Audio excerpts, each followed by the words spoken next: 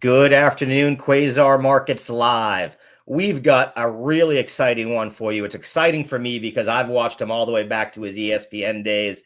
I've got Doug KEZIRIAN here. Doug, how are you doing today? Doing great, doing great. I'm so glad we connected and we're able to, find a time to chat because I think it's really interesting with what you're doing and the financial space and then where the sports betting is as well. Absolutely. I've been following you since the day of ESPN, but could you tell me a little bit about your background and how you got to where you are today?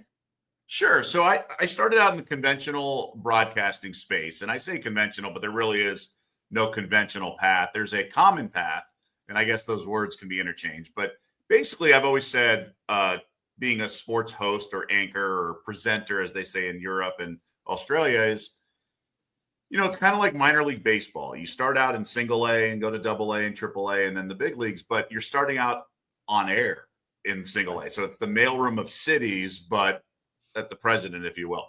So I started out in Missouri, then Iowa, and nothing against those markets, but they're beginner markets for many people. Not all. Some are from there and stay there. And I have friends who've stayed there that aren't even from there.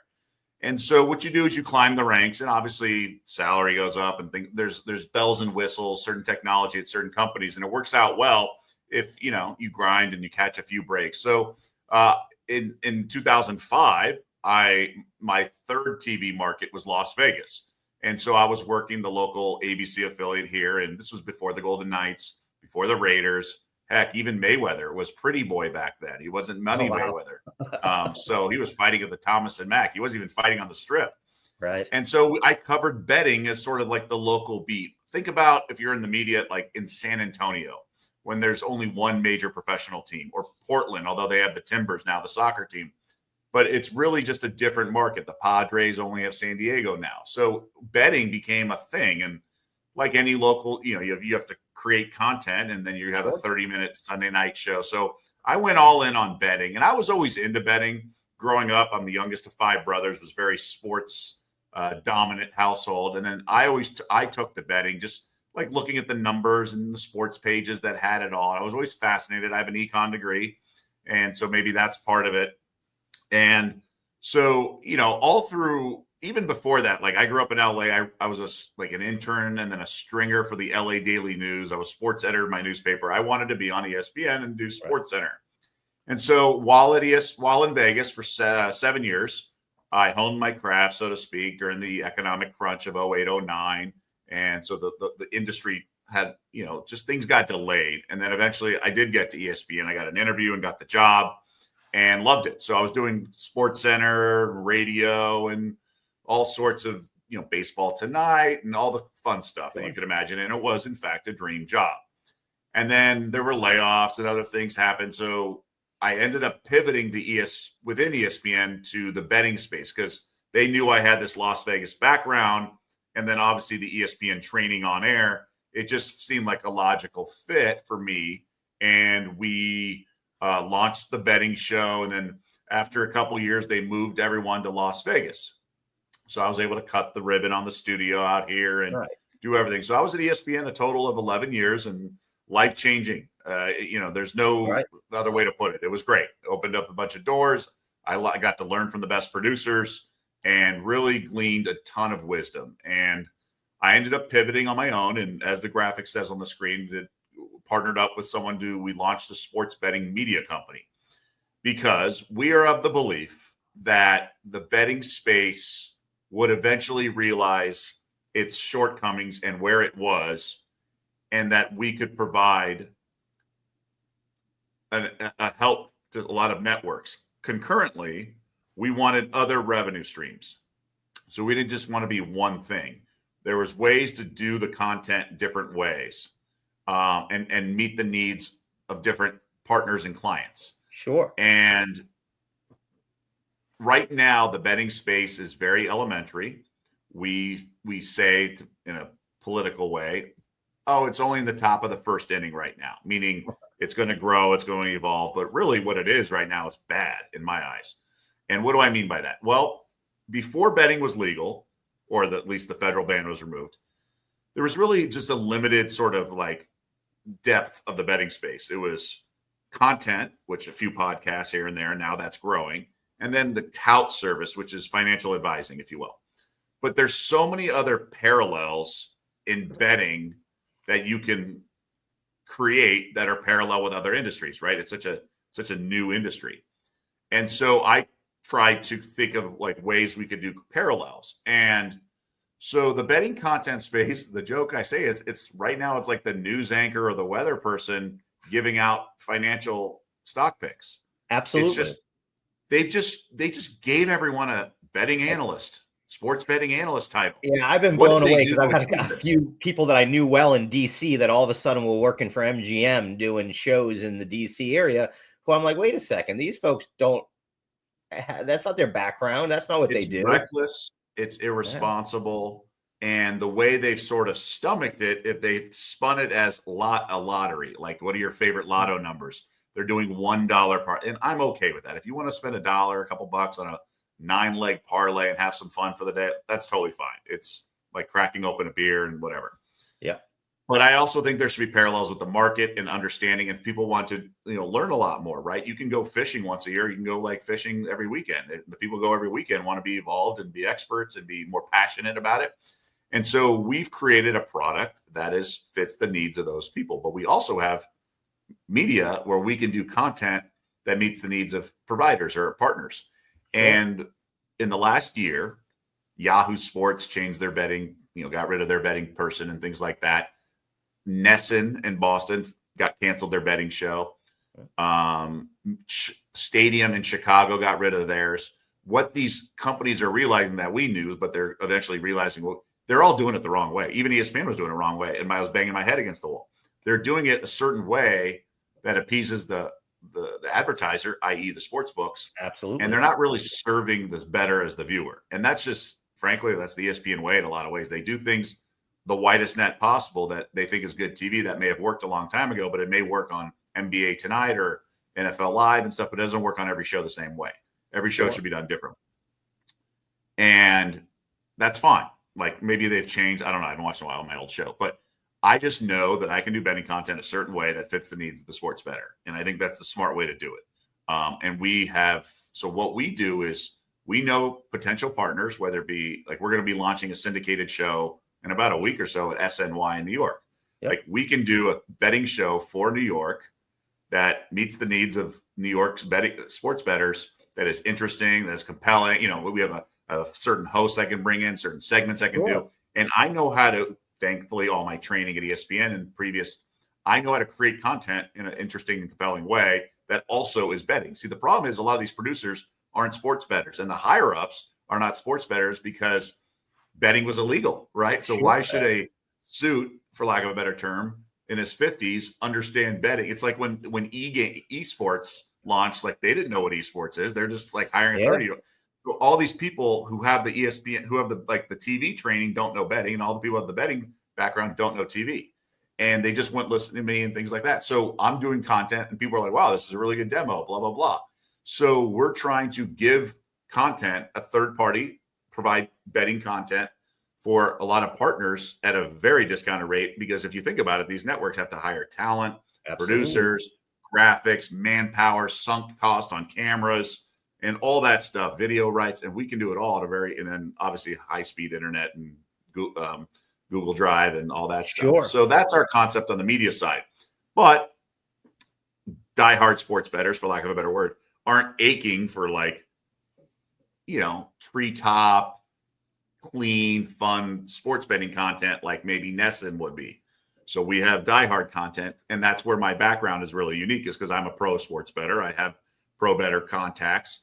And so I'm able to run it. So it's sort of like the Motley Fool concept. Absolutely. Because remember in the 90s, that's where we are in the betting parallel. Like we're still very early.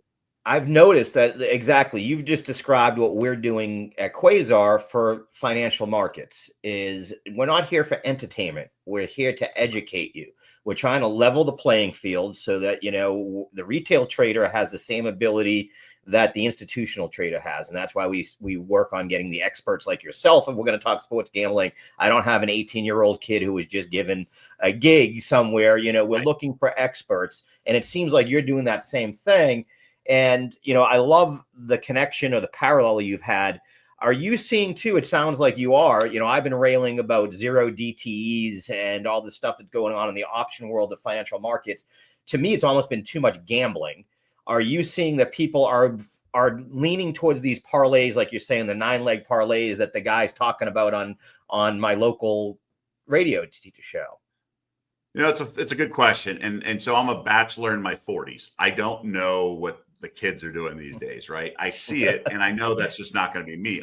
It's almost like Ronald Reagan and Walter Mondale. Like, I'm not going to hold it against I'm going to lean into what I do. Like, I think my gray hair is an asset. Like, I have the scar tissue in the betting for doing it since I first moved to Vegas, like I said, in 2005. I'm not going to be the guy shirtless on a speedboat in Miami calling myself the Dr. Parlay King and trying to promise the world. Like, if people want to do that and follow it, I can't, I can only lead the horse to water. The same. People want to bet on meme stocks or meme coins, go for it. But I'm going to tell you I'm not sexy. I'm going to tell you to buy Bitcoin before you buy, the next meme coin. Right. And but I'm also not like myopic either. So I have a guy on my staff who's like late 20s who wants to do a segment. He's like, and we're going to start it. So it's called Vet the Bet. Like, the veteran's going to vet the bet. Okay. And we're going to do an interaction where people can extract and learn and amuse. He's like, how does this bet lose? Like, these 4 legs on the parlay. And it's like, probably not, so I think it's going to be good for people to witness and observe my thought process on some stuff. And it's just a fun interaction instead of just my speaking to the camera. Right. And so there are ways to create content around this type of phenomenon, but I know what works. I talk to odds makers who know what works behind the counter. Right. And then I have access to professional bettors and I can answer a lot of questions. So, like, I've started a Discord thread and things like that, where I do want to be hip and go young, because the demo of this industry is mostly young, but the people who want my insight are actually older, and they're more like, not that they're just looking at it as a retirement fund, but they have more of a stock market concept rather than just 50-leg parlays every day and trying to go strike oil with a $1. Have fun, throw a Hail Mary. I mean, just look at what the books are promoting. They're promoting these like $1 things for a reason, right? That's right. It's their way to print money, right? I've been banned or limited at 6 books, things like that, for a reason, not because of my $1, parlays. Right. That isn't. So they love when those come in, because let's face it, again, like I just said, 87% of zero DTEs finish outside of the money. That's, their numbers even much higher than that, I bet, that finish outside the money. Right. And I post every play I've ever made externally. We track all our units. I'm very transparent. I think I've done videos where it's like, hey, we're on a little bit of a cold streak right now. This is when you pull back units, so I try to do teaching moments. And I also try to do market observations. I try to do bigger picture stuff where, the information is so valuable. So, for example, if I told you on a Monday what's going to happen to a stock price by Friday, that's like gold, right? Right. Okay. So I know during the football season, I can tell you 2 or 3 point spreads on Tuesday that will move in a certain direction. That's pretty valuable to anyone that knows what's going on.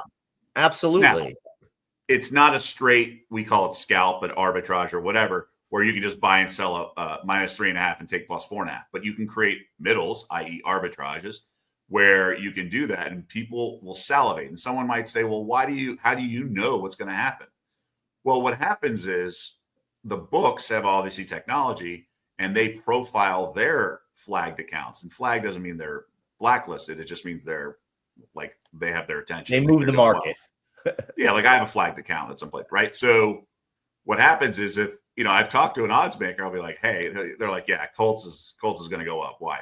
Well, this guy's bet 12 bets all year and all 12 have gone his way. So if he's betting the 13th one, I'm going to guess it's going to move his way. And that's just something I can get. Now, there's nothing illegal about it or anything like that. And I may be doing a story. They're not going to tell me his name, his social security number, or anything, right? But they know. So what happens is I know how to read the screen. Just think of a Bloomberg screen. So so if you want to buy, I don't know, Coca-Cola, there's only one stock price for Coke, right? Yep. Right. There's one Wall Street. So we have like 11, right? You can buy the Lakers at DraftKings, FanDuel, Caesars, MGM, whatever, right? Offshore world. And pretty much they're all going to be -8, whatever it is. But some might have 8.5 months. Some might have -8, and then some more transaction cost of juice. And so I'll talk to an odds maker. I'm like, why are you guys shading, the Lakers? He's like, well, So then you sort of, and I know if there's a market move, who to talk to. So I was like an insider at ESPN for the betting space more than I was an analyst. I did both, but they wanted me on the scoop because I had these 2 decades connection, because that's what matters. Absolutely. Right. So I wrote columns, I wrote things, and I nerded out a little bit. And yeah, it wasn't as cool as going on SportsCenter and giving your 3 favorite plays. But I was like, hey, this might be interesting. Why is Patrick Mahomes an underdog at the Super Bowl, right? Like he was last year with the 49ers. But they didn't want to talk about that. It's like, okay. It's like, sorry, I thought this would be pretty interesting. But every network missed that. They had 2 weeks to talk about why Patrick, because every sports fan's like, well, I'm betting on the Chiefs. So don't you think it'd be kind of interesting content is why is Patrick Mahomes an underdog? But they didn't want to call out their big investor / partners / commercials. Yeah, they want some young person to give out 3 picks, and because that's fun, and it is fun, but it's also like dangerous when it gets in the wrong hands. So if you look at some studies and things like, so I'm just going to do it my way, and I'm obviously going to adapt and evolve. And if same game parlays and there's an edge and think totally, I get it. I don't have my head in my sand. Like I said, I'm not myopic, but I know what works. Now we have a team and we're expanding and we're evolving with other sports because you can't do every sport perfectly, just like you can't do every industry as one analyst. My skill set is being able to extract winning information from any sort of breadcrumbing. And that's what I do when I talk to a lot of people. That's just experience, right? So my best sport is actually the WNBA. Really? Because I've been following it like 5 to 7, 8 years. And my main guy is a modeler, and he models like referees and a bunch of stuff. And I know how to extract stuff from his information, even though he does bet. I'm more experienced of a bettor. And he's like, oh yeah, I didn't think of, like, I'm like, well, why don't you just do first quarter line or first half line? He's like, I didn't think about that. That's a good point. Or team total. Why not just do the team total instead of the spread? And it's amazing how much ways. Right, you extract it. I can listen to all this stuff and tell you what the best, most logical way to bet a game is once you give me the right data. Not 100%. I mean, I don't bat 1,000, but you just need to be, certain 57% to do well. And that's the other thing. It's like the fantasy space lives in the gray area. Like you can say, hey, I like, Jared Goff this weekend, and the guy can throw for 280, 2 touchdowns and 1 interception and be fine. Like, fantasy people can live in the gray area, but in betting, it's binary. It's either win or lost. Absolutely. And so that's why none of these places put their records up. That's why none of these places did, because they're not experts. Just think about this. If you're watching CBS pregame on a Sunday morning in the NFL, and there's Bill Cowher talking and some other guys who play in the NFL, won a ring or whatever, replace them with like weekend flag football players who know what, 11 guys and what a flag route is, but they're not. That's what's going on in the betting space. They're taking weekend flag football players and making them NFL analysts. So that's what they're doing with betting analysts. And over time, it's going to run its course. I mean, I was even over Super Bowl. We were at a meeting with a potential partner, and I won't name names, and they said, why isn't it working? Like the content. I'm like, because bettors and it's the boy who cried wolf. You have a bunch of people who don't know what they're talking about. And some do. Some are okay. But just because they know what a point spread is doesn't mean they should be a betting analyst. And the best ones are like Cousin Sal and stuff, who's really a betting personality. So if they just made everyone a betting personality, it'd be fine because people would just be having fun. But they gave him betting analyst title, and then people are on eggshells. They're trying to be an analyst, and they're trying to sound smart and talk about value, and they don't know what they're doing. They have no experience, and it's nothing against them. Less than 1% of people make money. Yeah. Very really that bad? Less than 1%. I thought it was bad in the world of day trading, where it's about an 84%, 85% burnout rate that blow up their accounts. I didn't know 99. Wow. I'm talking like influence the market, make money consistent. I know pro bettors who have like a losing baseball season. Doesn't mean they've lost their magic touch, but it's just like counting card. Like, you double down on 11 against a 5. It's not a guaranteed winner. The math, right? Same as stocks. We're trying to use historical incidents to predict the future, and or mathematical equations to predict the future in the case of sort of blackjack and craps and those things. Right. you know. Yeah, and one of the things that you brought up that to me I loved about looking at your site, like you said, you put your documented wins and losses right there on the site. It's easy to see. It isn't hidden. I also noticed you do give away a lot of free stuff here too. In fact, I'm going to bring Yeah, we up the try to do website. a free video a day, and then any news story. So we have news stories like, oh, so and so is the new favorite for the Wooden Award as I'm looking at the screen, or hey, Wembanyama's out for the year. Who's going to win Defensive Player of the Year? So those are all free. So we just write, a few paragraphs, just newsy stuff, and then we do I try to do a free preview on the big game. Now it's not like my favorite play necessarily, but it's what I'm hearing and what this is, and this is what we're trying to do in the packaging of the information in the videos. Is we're trying to, it's almost like the cliff notes of betting. Like we're trying to value your time. Absolutely. And even if the pick doesn't win, like you could tell a lot of work went into this video. So in a 60 or 90-second video, we're giving you everything you need to know. Right. And so people just want it. That's sort of the Motley Fool thing, right? We're just summarizing what we know, summarizing what we're hearing. We're basically, if the word aggregating was a more common term, that would be like the name of the site. We aggregate everything based on our contact for us. Yeah. And we present it. So, I mean, like anyone in life, you want to build your own startup or your own company based on your skills, right? Whatever your strengths are. So mine's aggregating, extracting that info, and then presentation, TV, right? So if I was like this Pulitzer Prize winner of writing, whatever, then I would write a bunch of stuff, right? But my experience is on air. I understand I understand presentation, I understand video, I understand graphics. And so we do videos. And that's just the way of the world now with Instagram and TikTok. But we have a TikTok world. So I want to present everything in a pretty quick summarize. And you at least have information. And sometimes like people want to know what not to bet. I mean, some of this is just helpful information. It's like, the market moved from 3 to 4.5. At least Doug told me why he's passing on the game. But at least my opinion, it's just helpful. And it's just, we have a personal assistants in this world. You're just helping someone's life, because no matter how rich you are, you still only have 24 hours in the day. People have busy lives, but if I can just get you these 3 videos in the morning and 5 videos I had yesterday and just serve it on a silver platter for all the big games, and I get to see what Doug and his team are doing, which unit sizes. I mean, our betting card's broken down into unit sizes and everything. And then we do alerts. We have our own app, so I can send out in-game alerts. Like I said, a Discord thread where I share my analysis. Somebody gets injured mid-game, I'll give out alerts like, hey, keep an eye on this. Or what we do is we call them, it's kind of like a pro tip. It's a plus pointer. So we have only players plus. So it's a plus pointer. And it's like, hey, this happened last night. Just in case you were wondering why why the market did this. This is, I talked to an odds maker. This is why it happened, for future reference. So it's like an interesting sort of fun fact if we're on the tour. Right. Betting. Well, and it gives more insight into what does go through the sports book's mind in some of these things, which I know again, we want to know what the insiders are doing. As you said, we want to know what the pros like yourself are looking at, because we often hear it, right? Smart money and retail money. I want to learn from the smart money, not just a retail money that's sitting there because he's got a YouTube station or it's because someone gave him a title. And I think that's the key. And as you said, one of the big things to look at is that you document everything where it's very hard to find that information on other people. I actually spent a little time this morning looking at what I would call maybe the competition, so to speak, and none of them had transparency. Correct. For a reason. A reason they don't have it.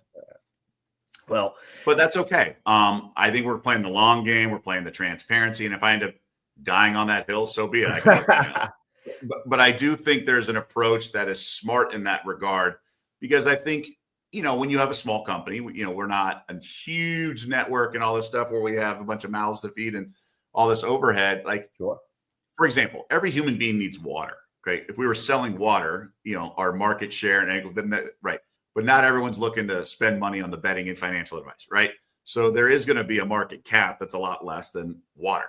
So if we just have certain overhead and then a certain price point, we can do pretty well. And then you can expand in like the content space and just be better.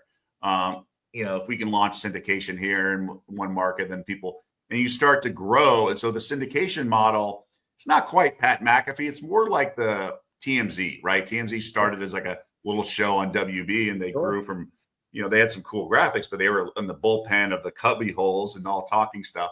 So if we can grow syndication, obviously that reach is limited, right? Homes and obviously YouTube channels, things. But in terms of the subscription service, there's always going to be a cap to it, but you never know where the industry is going to go either. Right. Well, yeah. I mean, no one could predict, or not many predicted, what we've seen in the advent of who is these consumers on a lot of these DraftKings and FanDuels, where they have a lot more women than we thought. Right. Like you said, the younger age group's very well represented, but so is the older age group. Like you said, I have more uncles and things like that tell me they've got FanDuel accounts than people in my generation, quite honestly. So it's funny to see. What do you see? Do you see an evolution? Do you continue to see these player props and these, 9-leg parlays continuing to grow? Or do you think the market starts to get a little bit smarter? We've seen the evolution in the crypto world where the meme coins are starting to fall off. People are starting to get a little bit wiser to them. Do you think that happens, or do you think all the bells and whistles are going to keep people coming?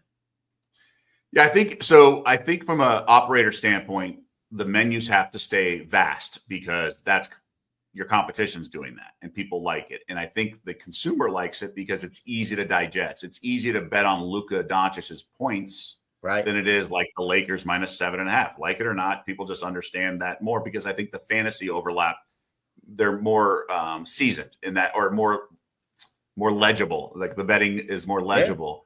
Much like the average NFL fan is more advanced because of the Madden football game, right? We just grew up knowing what a QB waggle is or whatever.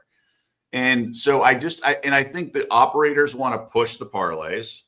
I also think the networks are comfortable with that because they're $1, $2 lottery tickets, and they're getting their advertising. So I think it's a way for everyone to coexist. I just don't think it's going to be solid for the demand of the content. I don't think you can go on and promise do content on 9-leg parlays and guys screaming at the TV. So the content space is where I think there's most to grow in that regard. But I also think bettors are just not rushing to listen to 2-hour podcasts and 1-hour betting shows because there's no reward like nailing the game yourself. Right. And there's enough confirmation bias, right? Like you could be fine and lose money long-term, but if you're 50%, that's okay. And experts are like 56%. So you can be on listening to a show and some expert has a pick that loses. That's confirmation. Like they'll want that to lose subconsciously. And then they'll want their pick to be right. And so like, that guy's know what he's doing anyway. I'm just going to do it. And it's easier. It's just, so maybe it may not be the get rich quick plan, but there's enough confirmation bias and sort of like the lazy approach, for lack of a better word. That's great. Well, I want to thank you so much for joining us today, Doug. We're going to have you back for sure. We're going to have a lot more questions. Thank you. Like I said, what it really amazes me, everything you were saying about what you're building is what we're building here. That's and awesome. Trying to level that playing field, trying to teach people that on financial. And we are trying to teach them on the sports gambling sites because it is such a big part. And we see the interlap of the two, or the overlap. And as I've said to you before we came on, I find that a good poker player makes a good stock trader. So keep that in mind. You could always come back and do some stock picks with us for sure. Well, that's great. We did create a 40% discount for anyone who's interested. Oh, that's right. I forgot to put that in. Let me get that across the bottom here. Code is just Quasar, just your company in all caps. So we created that coupon. So again, if you want to just check it out, or if there's any questions, just email us at info@onlyplayers.com, or hit me up on Twitter and DM me and things like that. But we're passionate about the space, and we do want to legitimize it. Like we want to go on TV with a graphic that says up 61 units in college basketball this season. Instead of the people hiding behind it's too hard to track it all. Like I want to have graphics say it, and we do on our videos. The graphics say whatever we are, and go try it. It is what it is. I was looking back. You were. I had a laugh because there was a couple in there that I was looking at. Caitlin Clark to win the WNBA. Gordon Minshew to take the first snap was a big winner for you. Like there's some fun stuff. While you talk about that it is fun to see that stuff. I'm like, I would have done. And that's it caught me because I was like, that's what I would have bet. I like those type of. Well, yeah. I mean, think about it. If you know this stuff, like odds makers, like these sports books aren't adding odds makers when they expand the menus. They're just making them do more work. Like the Olympics, it's like, hey, Jimmy, you got swimming this year. It's not like they go hire a swimming expert. So if Yeah. you know sports and you know the right people, you can just give me someone who knows a sport. I'll figure out the betting stuff. Just have them talk to me about a game. So that's what I do. I pepper friends I have or colleagues who know something, and then I just take their information and apply it through the betting lens into the market. That's awesome. Thanks again so much. And viewers, please, I will tweet it out again with the code here. It's Quasar, 40% off at the site. That's at onlyplayers.com. Doug, thank you so much for joining us, and we'll see you next time. You got it. Thanks so much for having me, man.